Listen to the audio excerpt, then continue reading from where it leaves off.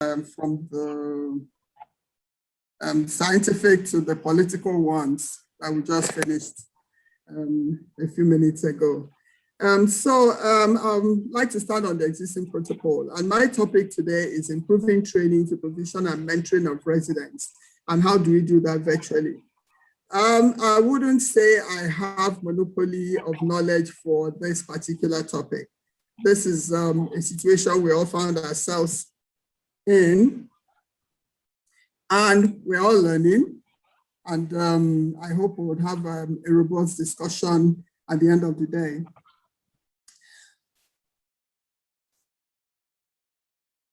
My slide is move. Sorry, my slide is refusing to move.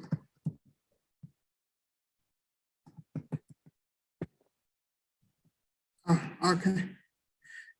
Okay, so I have no conflict to declare. This is my disclosure slide. So what I'd like to do in the next few minutes is a bit of introduction and definitions, and then what are the training requirements. We'll talk about teaching, supervision, mentoring, and feedback. And then moving training onto the virtual platform, which most of us were forced to do without much training, without any upskilling, training to get us to that point. And then what are the gaps and challenges, and then how can we mitigate some of these? So looking at what is training actually. Okay, so training, we can look at training as teaching or developing oneself or others in any skills and knowledge or fitness that relate to specific useful competences. But you know that when we do training, of course, every training has a goal. So you're trying to improve someone's capability or capacity, their productivity and performance at whatever task where they are doing. So we're training specialists who want them to function not at the level of medical officers, so be at the cutting edge of their specialty or whichever area they're in, and they should perform at maximum level. Okay, it forms the core of apprenticeship. We know that most of the training or the training in medical and the medical field, does a lot.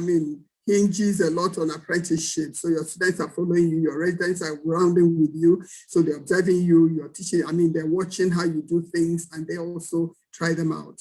So in addition to the basic training required, for the certification or occupation, this training can continue after graduation, talking about professional development, which we all, MDCN insists that we must produce a CPD point showing that we're, developing ourselves professionally and not just at the time we passed, the exams.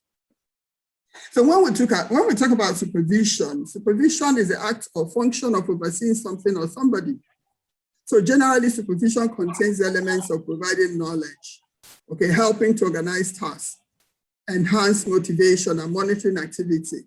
And we hope that this results, and results. So you monitor the activity, the results. Remember that the residents are the people we're looking at now.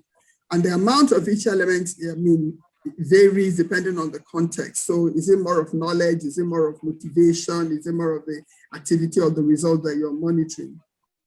But in academia, when we talk about supervision, borders on aiding and guiding of a postgraduate research student or undergraduate student, so their research projects. So we have those residents under us, they've moved from junior residents to senior residents, and they have to go through, write a dissertation to be able to appear for the final exam. So their research project, you're offering both moral and scientific insight and guidance. The supervisor is often a senior scientist or scholar, which most of us are. So going on to mentoring. So when we talk about mentoring, it's a process for the informal transmission of knowledge, social capital, and the psychosocial support perceived by the recipient as relevant to work, career, and professional development. So when we look at mentoring, it entails informal communication, usually face-to-face. There are certain themes that run through most of this, and I'll point them out in my next slide. So usually face-to-face, which is one of the problems we have. We're saying social distance because of the pandemic. So how do you properly mentor, your resident or your, or whoever is your mentee. And during this, and this happens during a sustained period of time between a person who is perceived to have great and relevant knowledge, wisdom, or experience. Okay, that is a mentor, and the person who is perceived to, to have less, which is a protege. Yes, I said it's informal, but it could also be formal, where people are paired up. I mean, you're asked to, part of the training program, you must mentor this person. So it could be formal, it could also be informal. And we know there are different types of mentoring. The cloning model, where the mentor tries to clone himself in the mentee. We know that this is not one of the best, this is not one of the very good ways of mentoring, because it brings a lot of conflicts, because the mentee may not really want to be you. There are some things about you that he wants to copy, but he doesn't want to become a clone. He doesn't want to become a second generation of you. So the nurturing model, which most people advocate, where the mentor assumes a parental role to create an open, supportive environment where the learner can learn and try things themselves. We allow children to grow. I mean, we guide them to make sure they don't, get into errors. They don't get into, get into scraps that they can't come out of. So, but you're not trying to, mold them into your own, your own form, but you're guiding them while allowing them to, to blossom and come into their own. So the friendship model, the mentor acts more as a pair rather than being involved in a hierarchical relationship. And then we have the apprenticeship model. But the other types of mentoring, peer mentoring, where relationships that involve individuals in similar positions. So, people at the same level can be, mentor themselves, talking about peer mentoring, but usually this will involve people who are in the same specialty, encouraging each other, helping each other, along the way. Then we have the situational type of mentoring, which is a short-term kind of relationship. We have the supervisory mentoring. We have mentoring circles where it involves a group of people, having to go through something that everybody, have the people go read up and all that and come have a group discussion and find a way to motivate ourselves to grow and become more knowledgeable, and the flash mentoring. So the way I looked at it is that what are the common themes? Remember, we're trying to improve, training, supervision and mentoring during this, doing that virtually because of the situation we found ourselves in. So the common themes that run through all these things, there's a lot of teaching, whether you're training, whether you're mentoring, and whether you're supervising. There's a lot of teaching. And then the teaching, you also need to oversee what they're doing, whether you're teaching them, are they learning, if you're supervising, are they, what is their output, what kind of work are they doing? If you're mentoring, you need to make sure the person is improving on a daily basis. And most of this will require face-to-face contact, which, remember, I'm looking at themes that run through most of this, aspects of training of the residents that we're trying to achieve. And then there's also the feedback section of it. For everything we do, the training, the teaching, we need a lot of feedback.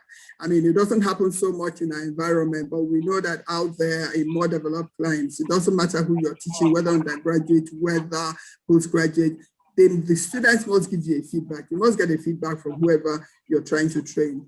And most of those things, there's both technical and psychological aspects. So these are common things that run through. So how do we now get this going virtually, since we can't meet the face-to-face meetings, which had been the backbone of most of this, had been kind of reduced to the barest minimum. So my point is that innovation is key. And why do we need to innovate? Because we're in the new normal brought up by COVID-19. COVID-19 is saying social distance. How do I social distance when I need to have my residents around me? I need to make sure they're palpating, the liver properly, they're listening very well, they're not hearing the heart sounds. I need to make sure, that is going on. Or I need to discuss, a residence proposal.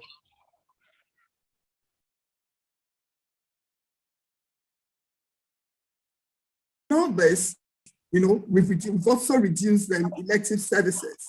Most of all during the pandemic, shut down clinics, shut down elective services, and it was only the emergencies that were going on. And these residents, still need to be trained. Training must go on. And then it's like a double-edged sword. We've cut down on the elective services. We're doing more of emergencies, residents, the training has kind of gone down. But this is a time we also need, more healthcare workers. And if you remember what had happened during the peak of the pandemic, a lot of countries were inviting healthcare personnel from all over the world to come help because there was a shortage of healthcare personnel at every level. Sorry, can you please, are you still hearing me? Yes, ma, loud and clear. Okay, thank you. So my take on this is that we must think outside the box, both the trainer and the trainee, because like somebody said, this is COVID-19. Who knows what is coming next? Is it pandemic X or pandemic Y?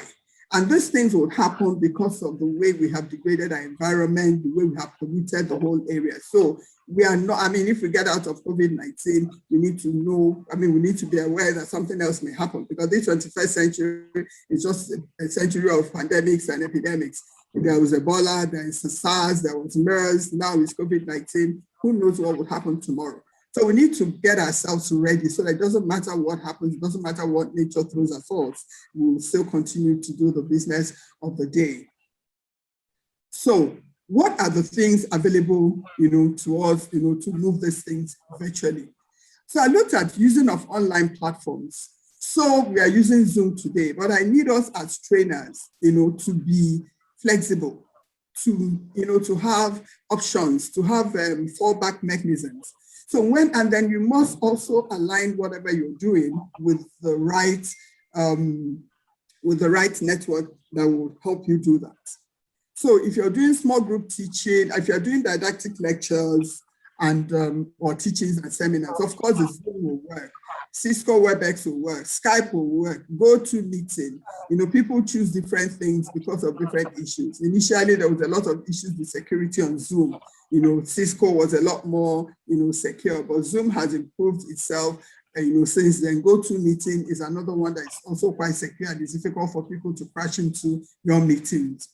But then when you're dealing with small group, you're doing small group teaching and learning, seminars, assignments, and discussions need to go on. We should expand our usage of virtual, platforms to things like Microsoft Teams for tertiary. It's actually a free platform, but it has to be, you have to have an institutional registration.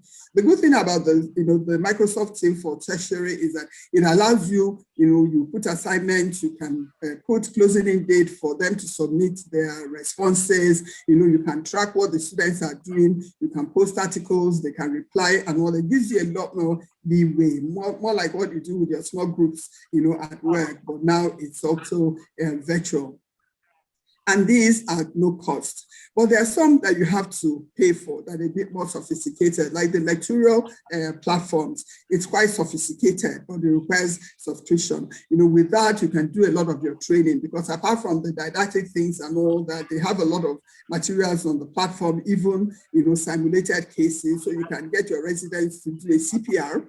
And if it doesn't do it very well, the machine, the alert goes off and you say, oh, patient is now dead, or you find that ECG goes flat, the screen goes flat, so you can actually monitor what they are doing and not just didactic teaching. If you remember earlier on in the morning, we had, talked about the Bloom's taxonomy. So we don't just want to do, understanding and comprehension. We want them to be able to, integrate things, critically analyze and do, stuff. And then we also need a lot of reliance on technology if we're going to do, these things in this pandemic. Remember, what we're trying to do is to continue to do the business we've been called to do, but to make it safe both for the trainer and for the trainee. Because there's no point we get, we do all the things we need to do, and then everybody kind of, gets infected by the bug.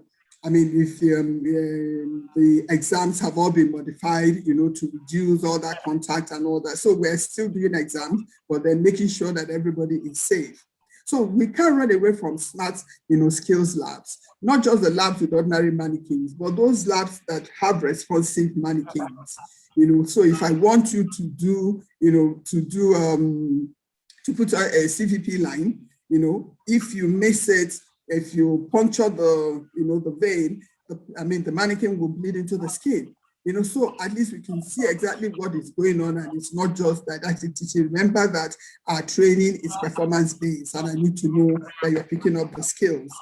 Things like virtual reality, yeah, those things started as games and all that, but then now it's come into training of residents and training of healthcare personnel, so they can they can watch scenarios, they can really simulate the real experience that they are not getting physically.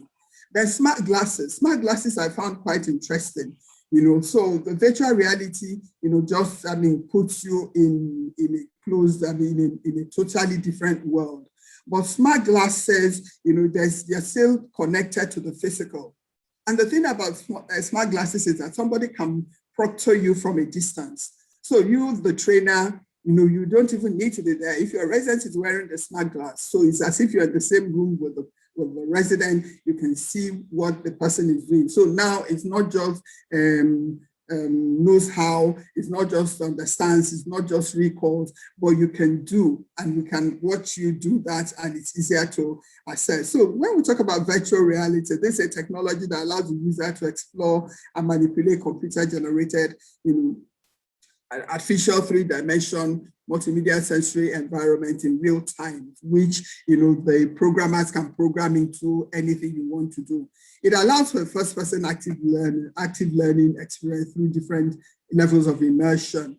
Okay, so perception of the digital world as real. So because when you wear those virtual reality hoods, it's, the thing you're seeing, the computer-generated 3-dimensional, sensory environments appears real, even though it's all computer-generated.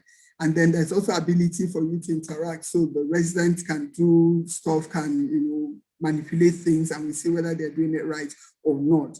But can we use this in medicine? So I saw this study, which a meta-analysis that was done by BM et al., which found evidence suggesting that virtual reality actually improves post-intervention knowledge and skills outcomes of healthcare professionals when you compare this with the traditional education. So that if we do it well, we may not be losing out too much by not having all those face-to-face and physical contact, or other types of digital education, such as online or offline. So there is evidence that this actually works. It's not just for gaming. And then the smart glasses, these are eyewear, technology.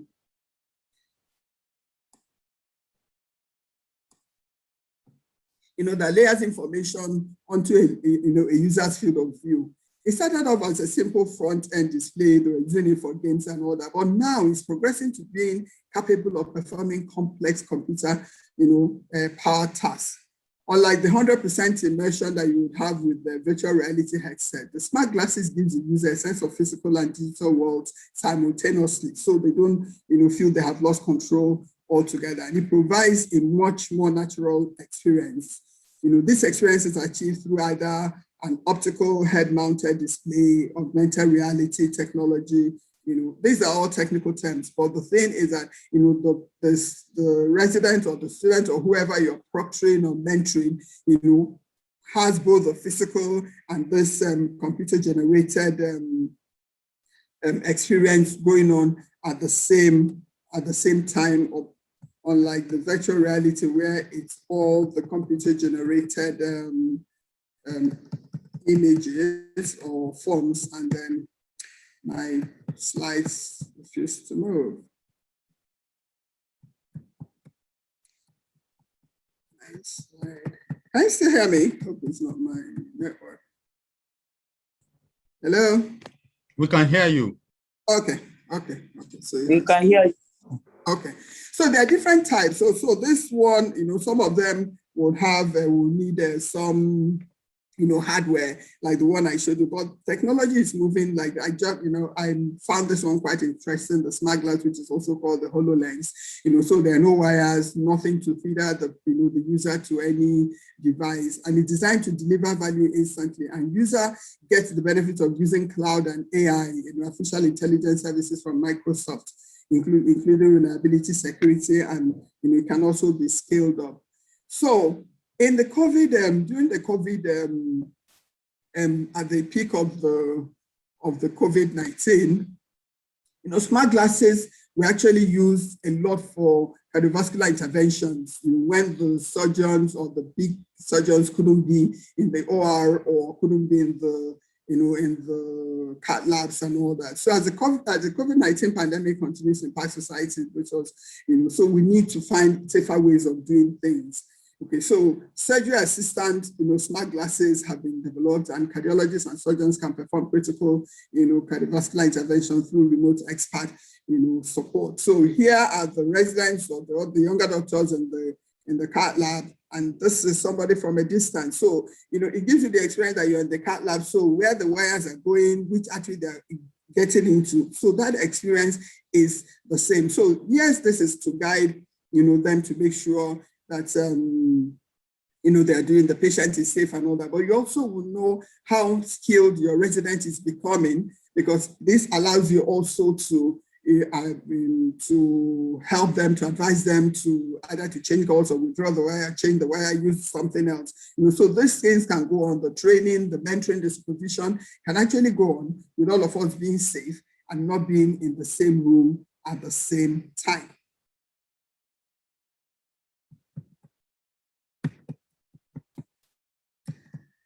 Something is, where this is hanging.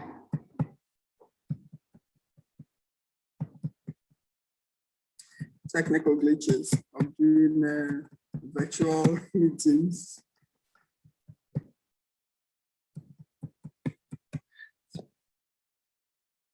Okay,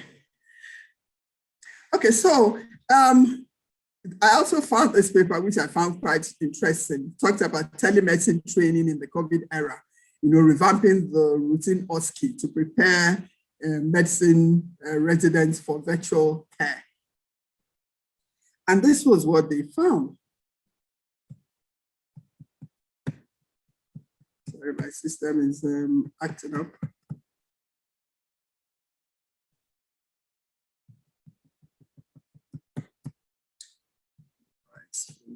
Freezing over.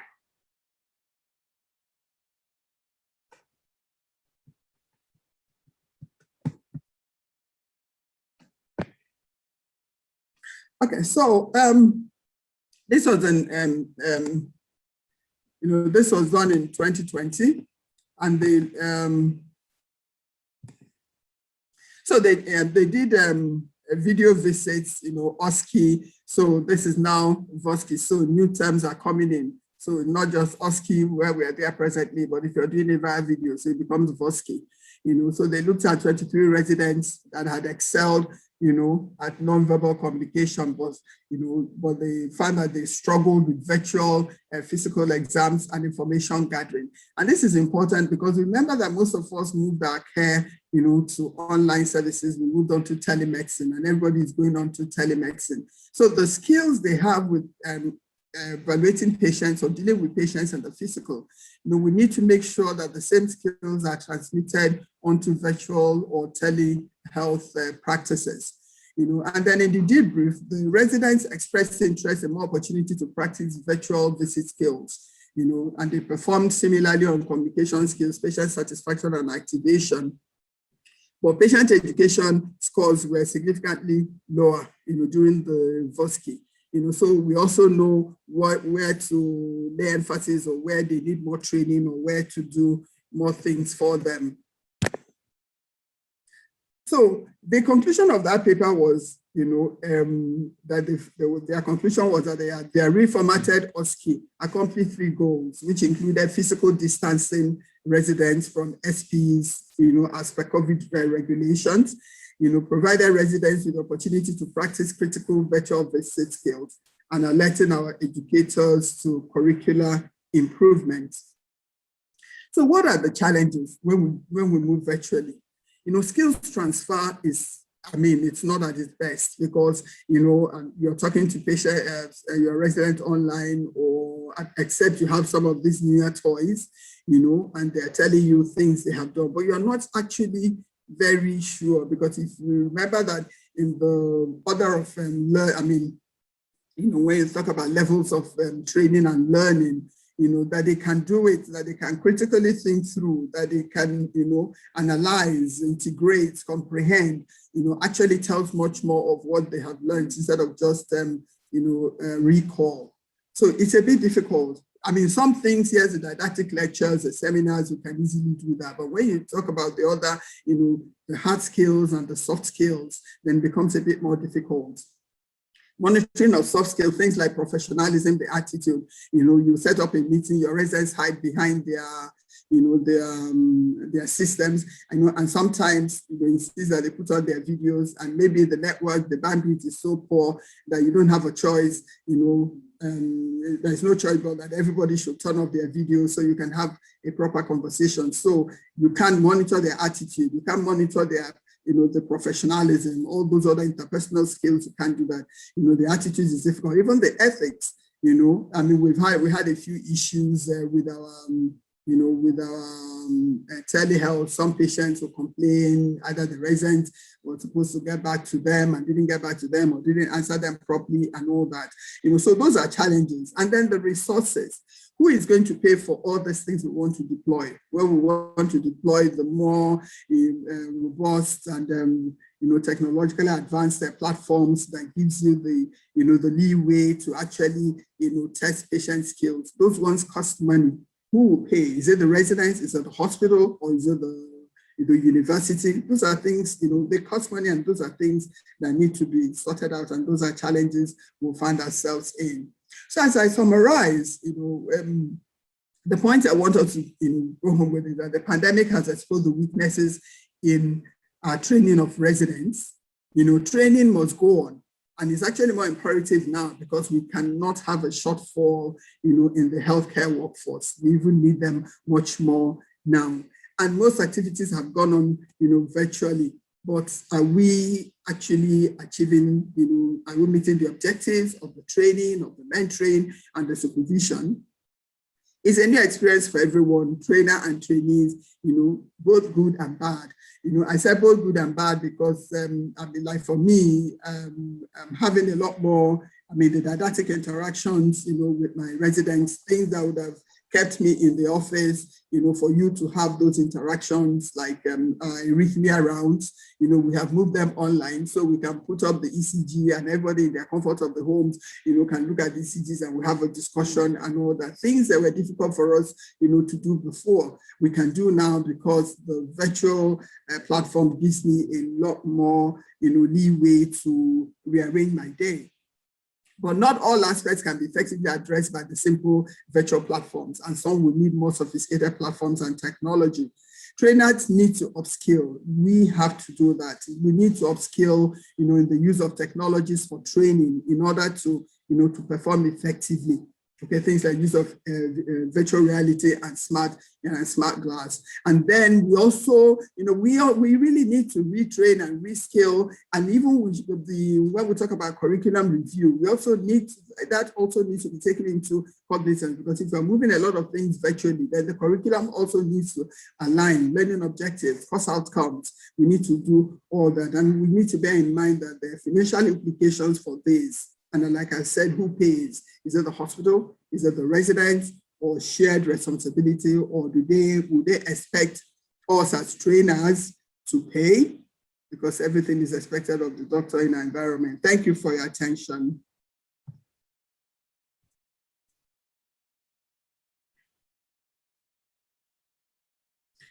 Hello?